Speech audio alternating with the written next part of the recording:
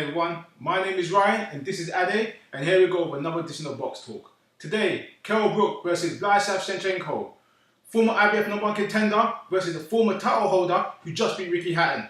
Ade, how's this fight going to break down? First of all, let's talk about the matchup. I remember when it got announced and Eddie Hearn was doing all this big hoo-ha about, we got a great opponent for Kell Brook, and everyone started guessing names. I mean, we were talking Andre Berto, Shane Mosley came out, Paulo Malignaggi maybe. Mike Jones was another name, Josito Lopez, Victor Ortiz. Yeah. No one, and I mean no one on this earth, had Senchenko in the running. But, could it be smart? I think it could be smart matchmaking.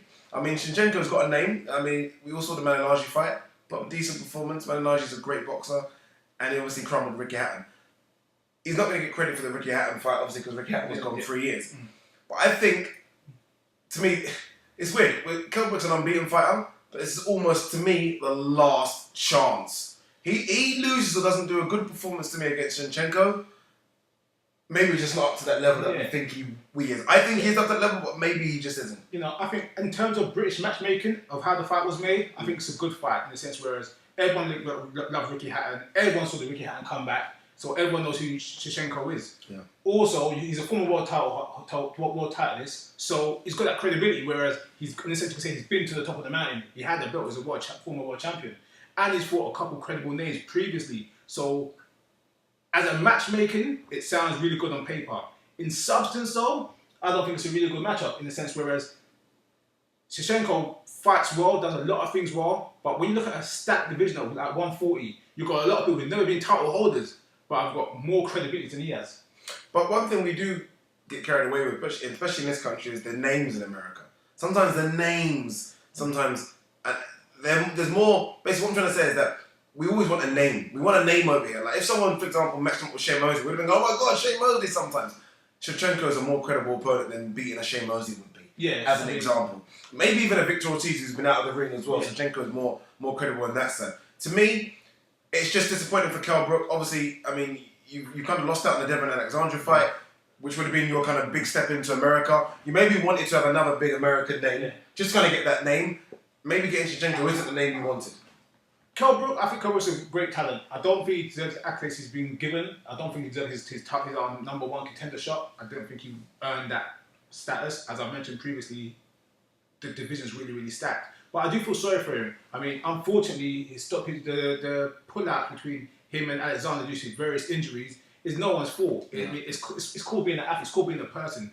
Everyone can get injured. So I do feel sorry for him in those type of terms. But I think from going from a title shot against a credible champion, this is kind of a come down. I mean, to be fair, I think Senchenko hasn't fought since the Hatton fight, which was about a year ago. So, yes, it's a name. Yes, it's a step coming forward off the injury. But, you had the Carson Jones fight, and you've got a guy who I reckon is on the same level or in the same ballpark as Carson Jones. You're not looking at a top 10 contender. No, you're right. Yeah, I couldn't agree more in terms of what you just said there. I think the thing that it's a strange one in the sense that you never know with boxing in terms of how things can work out. I mean, obviously there's rumours at the moment Khan may be taking Mayweather, maybe. So that means the Khan Alexandra fight doesn't happen. Does that mean that eventually, maybe January, February, the Alexandra Kell Brook fight happens? Yeah. So things are always going to fall in place. There's always pull-outs. There's always things going on. So I think Kell Brook does well in this fight. Maybe even stop Senchenko, which I don't know if he can. Senchenko doesn't look like the sort of person that gets stopped easily. Like he's got a granite chin on him. But we just need to see a bit more from Kell Brook to kind of put him in that elite. And as you said, the 147 division is right now, to me, it's probably as healthy as it was 10 years ago. Right now, we've got a load of guys coming up from 140, we've got guys coming down from 154. It's a stacked division. And for me, Kell Brook needs to kind of shoot himself right in the middle of that division. You've also got guys coming up like Keith Thurman. And you look at him, he's unbeaten, but he's only came into the scene he's been around for a couple of years, but just come to the scene as a marketable opponent maybe 6 to 12 months ago. Kell Brook's been in the division as a number contender for over 12 months. So in a sense, you've got a guy who was nowhere actually coming in and has got a bigger profile, a bigger stature than Kell Brook, who was number one contender. The thing with Kell Brook is that I think Eddie Hearn, like I said, I've said before, Eddie Hearn is the best promoter in England, and Eddie Hearn knows what he's doing. If he's going to market his guy and set his guy up, he's going to do it the right way, and I believe in that. So I think he's in good hands. But I just think that with your skill set, with your experience, with everything you've got around you, you might have to push more than other people because he seems to carry guys. I think he does carry and he needs to actually stamp his claim that look, I'm getting promotion from Eddie Hearn. I've got the UK fan base. I've got the skills. Let's stamp my claim and get a knockout. I think what a lot of people, I think this is, a lot of people maybe don't want to do this in terms of their own promotion, what they need to do. Promoters can only take you so far. Yeah. There's got to be a case of a bit of self-promotion sometimes. You might not want to look, you might not want to copy what Adrian Broner does and what Mayweather does. You've got to kind of look at the way they do it. Even Paulie Malignaggi. These guys are getting the fights because they talk a bit as well. Do you know what I mean? You've got to start promoting yourself a bit more as well. I think that Kell Brook, I want to start him. I actually want to hear him call out names. I want to say, I want to fight Andre Berto next. For example, Andre Berto's on that losing streak. He's still a big name in America. I want Kell Brook to say, I want him. To keep calling that Amir Khan when realistically you're not going to get the fight with Amir Khan is not going to happen. The Amir Khan fight, if it ever did happen, would have been a big fight UK terms. But at the time, Amir Khan was a 140 guy. The prospect's gone to 147 now, which kind of guarantees going 147. But he wasn't a title holder at the time. He's going through a dodgy, rough period. You know what I mean? Even his last fight, he didn't look particularly outstanding. So you can't kick him out when you're down. If you're a number one contender and you're going for the big boys and you talk about all the guys you want to go for, why are you going to pick on someone who's slightly small? You know, Khan does put it on himself. You pick on the guys in a rough patch in a small division. You've got a stacked division that's all waiting to define themselves. Stick with your division. I think as well, going back to the Khan Brook thing, because that kind of is one of the keys to this fight as well. I mean, Brook wins again, he's probably going to call that Khan again, because Khan's moving up to his division now. You've got to look at Khan, no matter what you say about him, like him or hate him, his resume in terms of who he's fought for the last 10 fights, so it's a good resume. I mean, he's fought who's who of the 140, 135 division. Win is a draw. He's fought a lot of good names. He's fought a lot of good names, and that's what they've asked Brook to do. Brook, yet to me, hasn't fought one marquee 147 name, not one yet. And Khan, to me, has fought several 140 guys that are marquee names, win or lose. The thing with matchmaking, they always say that you always get, when you're a champion coming up, you fight the champions going down. So you always get a crossover. You've got a former champion, a former this, a former that. And in a sense, Senchenko was the first guy Kell Brook's had in that type of league, where he's a former champion. Most of you, not on his way down, but he's at that plateau, and Kell Brook's going up. He has not fought many guys that's had world-class experience, pro experience behind him. Now I said, no disrespect to Carson Jones, he's a very good fighter in his own right, but Carson Jones is not a player in the 140 division. So if you're beating guys like that, you can't expect to get certain fights unless you actually take the risk.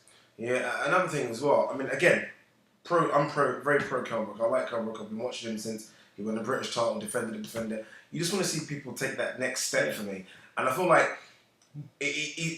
regardless of injuries, because he's not had serious injuries, he's had fights, he just hasn't taken that step yet, and he hasn't taken it quick enough. And you kind of feel like you're missing these opportunities. There's a lot of good guys at 147. There's a lot of good guys that to me are starting to fade at 147, where you can pick up fights and take their time. Like Andre Berto is a great name for me.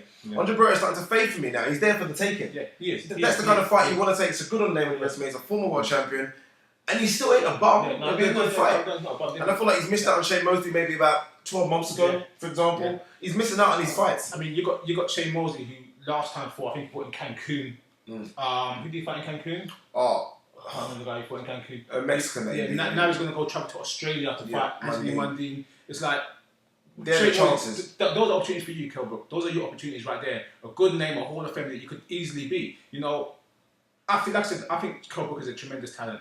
I think he's got a lot of skill, a lot of substance. I think he's got the right backing. But like I said, unfortunately, he hasn't had the right fights, or I don't think he's put himself in situations where he's had fights where he could have looked more spectacular than he has. And I think he needs to make that step now before the shit shows up. I think the Carson Jones rematch was a bad call as well. Yeah. I don't understand. You beat someone, it was a tough fight, but you beat him. Yeah. Leave it alone, that's it. There's so many fighters back in the history of that, so many risky fights, but they beat someone, that's it, they've crossed off, they've moved on. Do you know what I mean? For example, Amir Khan's never going to go back to the Brady Prescott fight, for example. It's done. Your ship sailed, forget it. And we see where Amir Khan is now, we see where Breeders Prescott is now. I think it was a risky fight to take. I don't know what you could have took from that fight. Yeah, you stopped Carson Jones, but in America, who's Carson Jones? Yeah. Do you know what I mean? Alright, what do you think then? Senchenko, Brook, what happens? I think it'd be a good competitive fight, but I reckon Brook will get stoppage. Maybe not by knockout, ref stoppage or some sort of stoppage somewhere after the 7th round. I don't think Senchenko is there to be beaten up, but if it goes 12 rounds, I think I'll be a little disappointed. Okay, where does Brook go after this fight? Does it go America? Do we need to send these guys over to America? I don't think he needs to go over to America. I think he's got Eddie Hearn has sent loads of fighters over to America because he's trusting his fighter and giving his fighters shots. So I don't think he needs to go and do something. But I think his next call should be, Eddie, I want my title shot. Is it?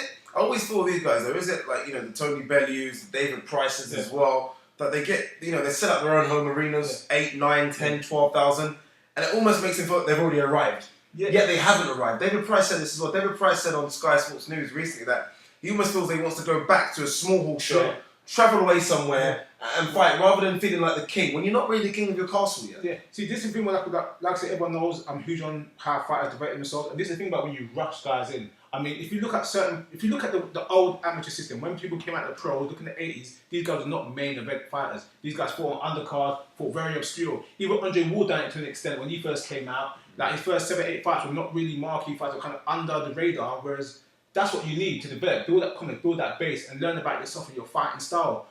A lot of these guys come out and they start headlining shows straight away. Amir Khan did it. Luke Campbell's doing it now. Yeah, Luke Campbell. Andy Joshua's going to do it. Who else done it? Audley Harrison did it. Andy Joshua now. Yeah, Andy Joshua. Who else? That's someone that's done it recently. Well, of recent terms, they're headlining cards and they shouldn't be headlining cards. Yeah. I mean, you got they're good amateurs, but develop themselves. Yeah. Get the right matches. Learn. If you have your mistakes, you have your faults. No one knows about it. No. I mean, you go onto primetime TV as a marquee name. Any flaw you have, people are going to criticise you for. And that's the thing about it. It's kind of unfair to the fighters because they never get a chance to grow and find themselves. Okay, guys, what do you think then? Kell Brook, Senchenko. Where does Kell Brook go from here? Does Kell Brook, if he wins this fight convincingly, does he need to get away from Sheffield? Does he need to go to America and say, I fight with one of the top dogs? A definitely bona fide top 10 welterweight. Not someone that's been creeping in around the top 20, which Senchenko really is.